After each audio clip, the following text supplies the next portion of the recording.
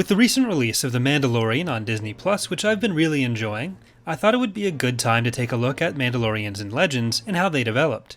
This will be broken up into several major sections, with this first video looking at how Mandalorians became the galaxy-conquering Crusaders we know them as, through the Mandalorian Crusades, up to the start of the Sith Wars and Mandalorian Wars.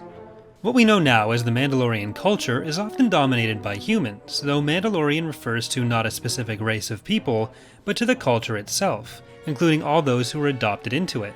The earliest Mandalorians, though, did come from a specific species, and it's with them that we'll begin. This species, known as the Taungs, were native to the planet Notron, which would later come to be called Coruscant. In a time long before the Republic, the Taung fought constant skirmishes and wars with the 13 tribes known as the Battalions of Zell, early humans on the planet.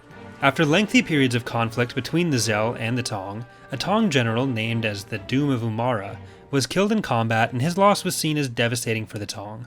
Rexutu the Unconquerable, another Taung general, decided to lead one last offensive against the Zell, insisting that the Taung die in honorable combat. They approached the Zell city and waited for their enemy to see them. Their small number became a source of amusement for the Zell, who assembled to crush the Taung force. As the two armies assembled, a volcanic eruption occurred, terrifying the Zell and laying waste to parts of the city, while also obscuring the Taung in darkness, covering their advance. The Taung won the battle handily, and took the eruption to have been a portent of their god's desire that they should continue their warlike and conquering ways, having gone in thinking it was essentially a suicidal attempt. In recognition of this event, the Taung christened themselves Dawerde Verda, or Shadow Warriors, referencing the volcanic ash blocking the light from the planet, and also recorded a poem of more than 700 verses, also by the same name. In the words of the poem, the Maker had come to unmake, and the Taungs would be his instruments. While this great victory over the Zell played a heavy part in the formation and cementing of their warrior culture, their supremacy on the world would not last. Eventually, the Zell rebuilt and regrouped, forcing the Taung off-world. While there were some splinter sects, including those who wanted to atone for their warlike ways, the vast majority of the Taung migrated to the Outer Rim world of Rune, traveling parts of the Rim but essentially languishing in obscurity for what appears to have been millennia. As I alluded to, the timeline for parts of these events is somewhat unclear. However, considering the state of Coruscant, or Notron, one of the core founders of the Republic, it does seem to be mostly pre-Republic. The Taung finally came to galactic attention, though, around the year 7000 BBY, or before the Battle of Yavin. The Republic, barely extending past the core, began to hear rumors of a warrior group conquering worlds outside of their territories. The Taung were following their ancient deity, Cad Haringir, using war to prove their worthiness of the growth and change he bestowed upon his favored clans, and proving themselves to be beyond the temptations of Arasum, another god who sought to bring them to, quote, sloth and idle consumption. In pursuit of proving themselves worthy, their leader Mandalore, later known as Mandalore I, led them to an inconspicuous planet outside the fringes of the Republic, populated by giants and by dragon-like creatures known as mythosaurs. After conquering this planet, it was named Mandayame, meaning home of the Mandalore, though this was simplified later into simply being called Mandalore itself, and the Taung warriors, now organized into Mandalore's Crusaders, started calling themselves the Manduad, meaning sons and daughters of Mandalore. The planet, partially chosen for its tough fauna, was quickly brought to heel by the new Mandalorians.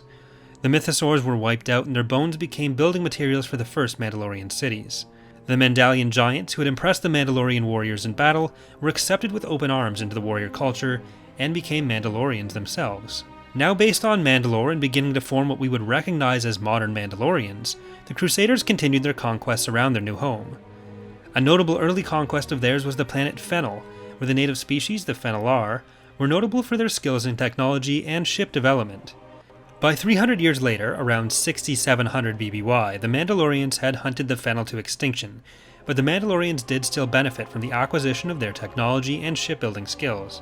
The Fennelar were far from the only species to face extinction at the hands of the Mandalorians during these crusades. Other targets would include a species named the Telonians by 6100 BBY, and the Kuarans after them. Star Wars Insider 80, which includes a piece on the history of the Mandalorians, albeit one I found somewhat limited to be honest, places the extinction war with an insectoid species called the Nevuda as being key to transitioning the Mandalorian warship of battle. They went from emphasizing their deity to simply glorifying the conflict for its own sake somewhere in the final years before the beginning of the 4th millennium BBY, which is where we start getting into the period of the Sith and Mandalorian Wars. Not all contact between the Mandalorians and their neighbors resulted in death and extinction, however. The Jakelians on Jakelia were eager to join the Mandalorians, and several human worlds in what we now know as the Mandalore sector, including famous locations like Gargan, Concord Dawn, and Ordo, followed suit. By this point, the Mandalorians had conquered and proven themselves to be the masters of their local area of space, eager to show the galaxy that they could conquer any foe. However, the next millennia would prove to bring both the height of Mandalorian power and the depths of Mandalorian defeat and shame, bringing an association with the Sith that would lead the Taung to extinction and start the process of molding the Mandalorians from proud warriors to bounty hunters for hire. That's going to be the topic for our next video in this series. I hope you've enjoyed this look at the origins of the Mandalorians. If you have, consider leaving a like, subscribing, or turning on notifications to be alerted when new content is up. If you have any suggestions for future videos, please leave them in the comments. Thanks for watching, and hope to see you next time.